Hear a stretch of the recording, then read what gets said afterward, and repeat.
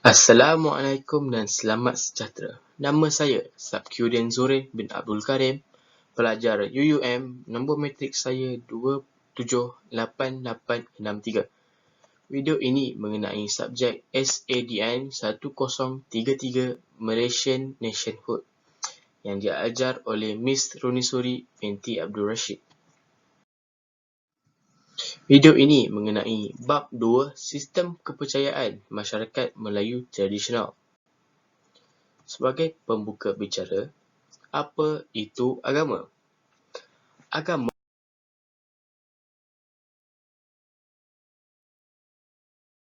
dikatakan sebagai sistem kepercayaan yang teratur atau terorganisasi, sedangkan kepercayaan adalah keyakinan yang ditujukan kepada satu fenomena. Kepercayaan atau tidak memiliki ciri-ciri yang terorganisasi. Pada masyarakat Melayu, mereka membezakan antara agama dan kepercayaan. Menurut masyarakat Melayu, agama yang dianggap oleh mereka adalah agama-agama yang besar, diakui oleh pemerintah seperti agama Islam, Kristian, Katolik, Hindu dan Buddha. Sementara keyakinan seperti penyembahan pada dewa-dewa dan kepercayaan akan kekuatan yang dimiliki makhluk halus seperti jin, hantu, jembalang dan sebagainya hanya dianggap sebagai suatu kepercayaan saja. Seperti yang terdapat pada suku terasing, iaitu suku Talang Mamak, suku Akit, suku Laut dan lainnya. Maupun kepercayaan yang juga mencangkup masalah upacara yang lahir dari kebiasaan-kebiasaan lama orang Melayu seperti tepung tawar, mati tanah dan sebagainya.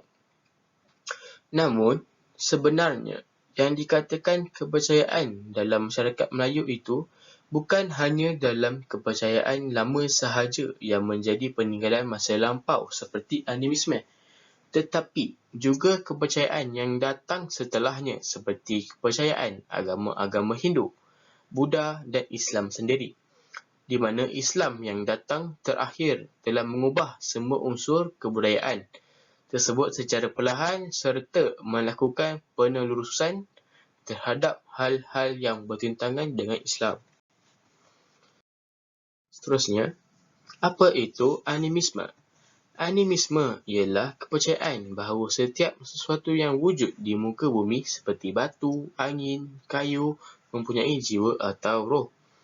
Animisme ini berasal daripada perkataan animus ataupun anima dalam bahasa Latin yang bermaksud jiwa, roh atau kehidupan. Orang yang mempercayai animisme ini digelar animis. Contoh aktiviti animisme. Contoh yang pertama adalah memuja semangat padi. Yang kedua adalah memuja laut. Mereka memuja roh atau semangat agar membawa kebaikan dan menambahkan rezeki, seperti memuja laut untuk keselamatan serta memuja semangat padi bagi menambahkan hasil padi. Daripada aktiviti ini, maka timbullah pantang larang, adat istiadat dan undang-undang.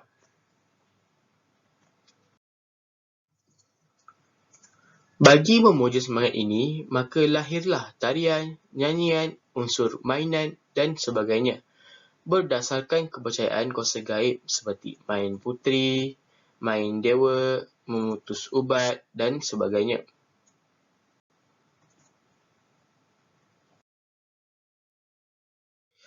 Berkaitan dengan unsur mainan dan tarian tadi, maka lahirlah upacara jampi serapah yang bertujuan untuk melindungi permainan daripada segala bencana dan menghalau jin dan hantu daripada mengganggu persembahan. Setiap persembahan ada peraturan dan pantang larang kerana asal-usul sesuatu jenis persembahan selalunya dihubung kait dengan kuasa gaib.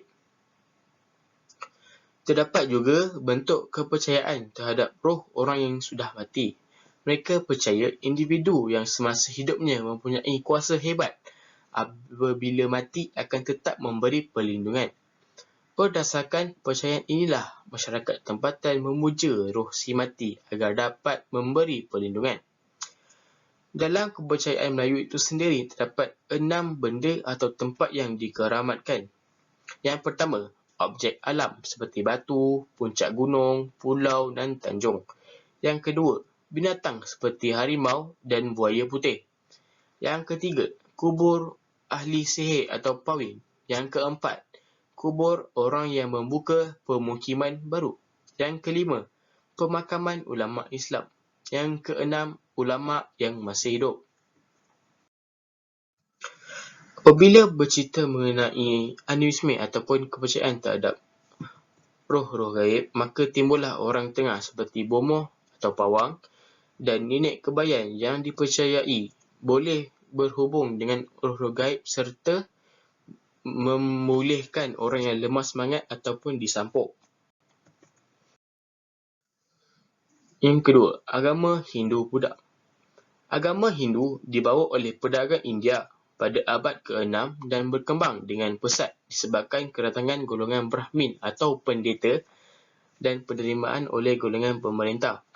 Agama ini diterima sebab agama ini berpegang pada konsep Dewa Raja, iaitu Raja ialah Tuhan di bumi. Dua buah kerajaan Hindu di tanah Melayu. Yang pertama, Kerajaan Langkasuka. Yang kedua, Kerajaan Kedah Tua.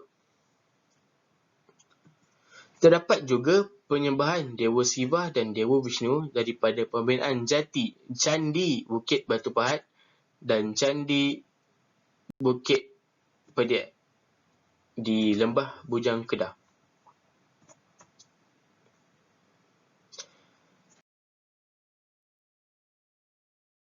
Prinsip kedatangan agama Hindu yang diarahkan pada kaum bangsawan, banyak pihak yang mengatakan bahawa sebenarnya hanya golongan bangsawan yang menganut agama ini dengan bersungguh-sungguh, meskipun mereka sendiri tidak benar-benar faham dengan ajaran filsafat Hindu yang asli. Mereka hanya mementingkan perkara yang berkaitan dengan tata upacara serta ajaran-ajaran yang membesarkan keagungan dewa bagi kepentingan mereka sendiri. Sehingga secara tidak langsung, dengan menjadi penganut agama Hindu, mereka memperkukuh kedudukan mereka di dalam struktur lapisan di dalam puncak masyarakat. Seterusnya, agama Buddha. Agama Buddha diasaskan oleh Siddhartha Gautama di India. Agama ini melarang manusia melakukan kekejaman kerana ia tidak mendatangkan kebaikan. Mudah diterima kerana anggapan mereka bahawa pengasas agama Buddha adalah jemaah salah satu daripada dewa Hindu.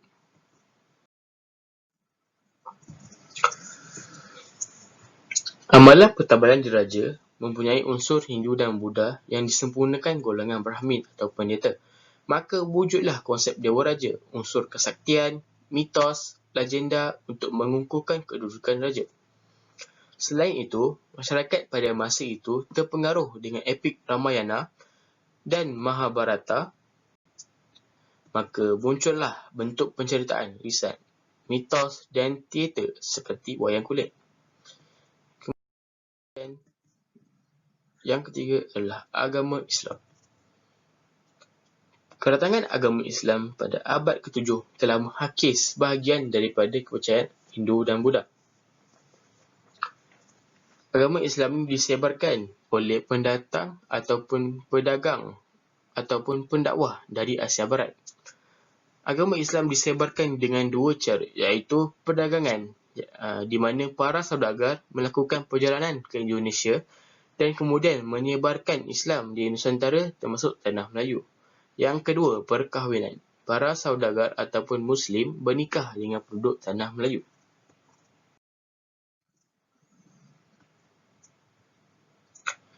Mereka menekankan dua aspek yang penting, iaitu aspek akidah dan aspek syariah. Akidah bermaksud ialah kepercayaan seluruh jiwa dan raga terhadap keesaan Allah SWT, di mana syariah pula bermaksud perundangan dan hukum Islam berdasarkan Al-Quran dan hadis. Ia juga berdasarkan 5 rukun Islam dan 6 rukun iman. Kedatangan Islam telah membawa banyak perubahan. Yang pertama, dari segi politik. Raja telah digantikan dengan Sultan. Sultan dianggap sebagai ketua agama Islam. Pemimpin agama merupakan penasihat Sultan dari segi hukum syarak atau hal-hal yang berkaitan dengan agama Islam. Setiap upacara rasmi mesti dimulakan dengan bacaan doa. Dari segi perundangan pula, hukum syarak digunakan berpandukan Al-Quran dan Hadis. Dari segi perniagaan pula, Islam telah mengharamkan riba dan menggalakkan umatnya mencari rezeki dari sumber yang halal. Pembayaran zakat juga telah sedikit sebanyak membantu golongan yang kurang berkemampuan untuk menjalani kehidupan. Dari segi adat pula, unsur keislaman telah menggantikan unsur Hindu-Buddha seperti perkahwinan, adat turun tanah, berkhatan dan sebagainya. Dari segi pendidikan pula, pengajian Al-Quran menjadi asas kepada sistem pendidikan. Selain itu, mereka juga belajar sembahyang dan ilmu fardu ain. Sekian sahaja daripada saya. Terima kasih.